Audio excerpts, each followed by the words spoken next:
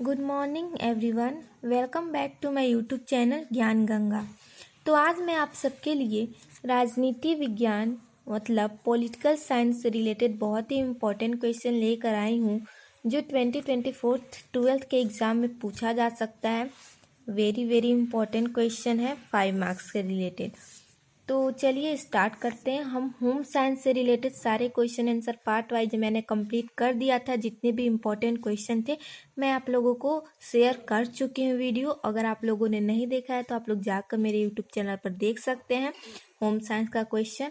तो आज से मैं पॉलिटिकल साइंस का क्वेश्चन स्टार्ट कर रही हूँ। तो चलिए स्टार्ट करते हैं। बहुत ही इम्पोर्टेंट है, आप लोग पूरा वीडियो अंत तक देखिएगा। पहला क्वेश्चन है, एक अच्छे लोकतंत्र की क्या विशेषताएं होती हैं? चलिए इसका आंसर देखते हैं। एक अच्छे लोकतंत्र की मुख्य विशेषताएं। एक अच्छे लोकतंत्र की कुछ अपनी विशेषताएं होती हैं जिनमें से मुख्य निम्नलिखित हैं। फर्स्ट, लोगों द्वारा चुने गए सदस्य ही देश के शासन की बागडोर संभालते हैं और सारे प्रमुख फैसले वे स्वयं करते हैं। सेकंड है, लोकतंत्र में चुनाव निष्पक्ष और स्वतंत्र रूप से होते हैं और चुनाव द्वारा लोग जब चाहे मौजूदा शासकों को बदल सकते हैं। इसका कहने का मतलब है कि लोकतंत्र में जनता का शासन होता है, जनता जो चाहती है वो कर सकती है। जनता ही अपना नेतृत्व करने वाला को भी चुनती है। अगर उसको लगे कि वो अच्छा नहीं काम कर रहा है तो वह उसे हटा भी सकती है। थर्ड है, लोकतंत्र की तीसरी विशेषता यह है कि इसमें सभी लोगों को सार्वभौमिक वयस्क मताधिकार के नियमों के अनुसार समान रूप से वोट देने का अधिकार उपलब्ध होता है। फोर्थ है, चुनाव द्वारा चुनी हुई सरकार संविधान द्वारा निश्चित बुनियादी कानूनों और नागरिक अधिकारों को सीमा में रहते हुए काम करती है। तो ये है फर्स्ट क्वेश्चन। आई होप आप लोगों को समझ में आया होगा। चलिए नेक्स्ट क्वेश्चन पे चलते हैं, देखते हैं नेक्स्ट क्वेश्चन क्या है। नेक्स्ट क्वेश्चन है, भारतीय लोकतंत्र के कुशल संचालन में धार्मिक संप्रदाय किस प्रकार बाधा पहुंचाता है? इसका आंसर होगा, भिन्न भिन्न मतों में भेदभाव रखने की प्रवृत्ति को सांप्रदायिकता कहा जाता है। इसे लोकतंत्र के लिए बड़ा खतरा माना जाता है। या निम्नलिखित कारणों से सांप्रदायवाद लोकतंत्र के लिए अधिक हानिकारक सिद्ध हुआ है। इसका फर्स्ट होगा, सांप्रदायवाद से देश में झगड़े होते हैं और शांति भंग होती है। ऐसे वातावरण में लोकतंत्र पनप नहीं सकता।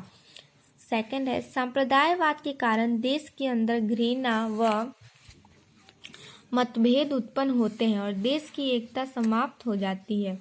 इस प्रकार लोकतंत्र को खतरा पैदा हो जाता है। थर्ड है, लोकतंत्र की सफलता का आधार है जनता में सहनशीलता, साझेदारी, बंधुत्व, सभी के विचारों के प्रति सहिष्णुता आदि।